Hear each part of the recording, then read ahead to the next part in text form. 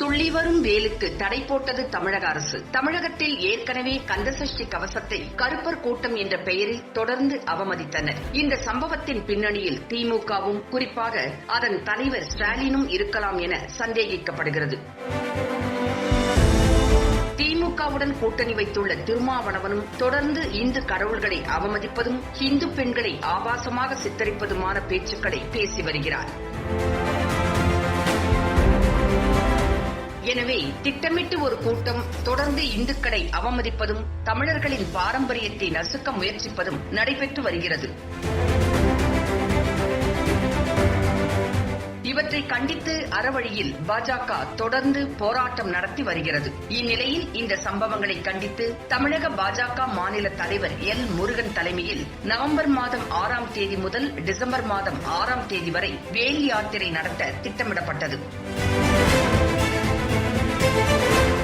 அதன்படி திருத்தணியில் இன்று ஆரம்பிக்கப்பட்ட இருந்த வேல் யாத்திரைக்கு தமிழக அரசு தடை விதித்தது. இருப்பினும் தடையை மீறி வேல் யாத்திரையை மேற்கொள்ள பாஜக திட்டமிட்டு மாநில தலைவர் எல். முருகன் அவர்கள் தலைமையில் இன்று காலை கோயம்பேட்டிலிருந்து திருத்தணிக்கு பாஜகவினர் ஊர்வலமாக சென்றனர்.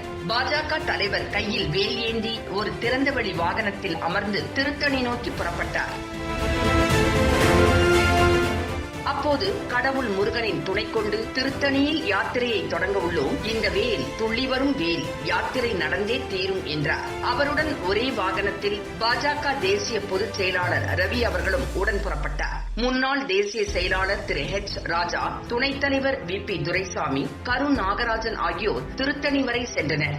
ஏராளமான பாஜக தொண்டர்கள் தங்கள் வாகனங்களுடன் பின்னால் வர முன்னாள் தொண்டர்கள் வெற்றிவேல் வீரவேல் என பெரும் படையுடன் முழக்கமிட்டு சென்றனர். மாநகர எல்லையை தாண்டியதும் ஊர்வலம் வாகன பேரணியாக மாறியது. கோயம்பேடு, மதுரவாயல், வேலப்பன் சாவடி, பூந்தமல்லி வழியாக வந்த வெற்றிவேல் யாத்திரை பூந்தமல்லி திருமழிசை கூட்டு சாலையில் திரும்பும் போது கைது செய்வதற்காக 300க்கும் மேற்பட்ட போலீசார் பாதுகாப்பு பணியில் ஈடுபட்டு இரும்பு தடுப்புகள் அமைத்து இருந்தனர். இதில் வெற்றிவேல் யாத்திரைக்கு பாஜக தலைவர் முருகனோடு சேர்த்து 10 வாகனங்களுக்கு மட்டுமே அனுமதி அளிக்கப்பட்டுள்ளதாக போலீசார் கூறினர். அதனை பின்தொடர்ந்து வந்த பாஜக நிர்வாகிகளின் வாகனங்கள் அங்கேயே தடுத்து நிறுத்தி திருப்பி அனுப்பி வைக்கப்பட்டன. இதனால் போலீசாருக்கும் பாஜகவினருக்கும் இடையே வாக்குவாதம் ஏற்பட்டது. பிறகு பாஜகவினர் அந்த தடுப்புகளை மீறி வெற்றிவேல் வீரவேல் என்று கோஷமிட்டபடி அங்கிருந்து சென்றனர். பூந்தமல்லி, திருவள்ளூர் நகரங்களில் முருகன் அவர்களின் வாகனமும் பின்வந்த மற்ற வாகனங்கள் நுழைந்தபோது அந்த ஊர் பாஜகவினரின் பிரம்மாண்டமான வரவேற்பு கிடைத்தது. அவர்களும் வெற்றிவேல் வீரவேல் கோஷத்தை முழங்கியதால் அங்கு பிரம்மாண்டமான எழுச்சி ஏற்பட்டது. ஏராளமான கூட்டம் சேர்ந்த நிலையில் அங்கிருந்து ஊர்வலம் திருத்தணி நோக்கி புறப்பட்டது. திருத்தணியில் ஏற்கனவே உள்ளூர் பாஜகவினர் ஆயிரக்கணக்கில் திரண்டிருந்தனர். அவர்களும் வெற்றிவேல் வீரவேல் கோஷம் முழங்கி தலைவர்களை வரவேற்றனர். யாத்திரை புறப்படும் முன் தலைவர்கள் யாத்திரையை வாழ்த்தி பேசினர். அதைத் தொடர்ந்து தலைவர் எல். முருகன் கையில் வேலுடன் திருத்தணியில் உள்ள முருகன் கோவிலுக்கு சென்றடைந்தார். பிறகு திருத்தணி முருகன் கோவிலில் எல். முருகன் சாமி தரிசனம் செய்தார்.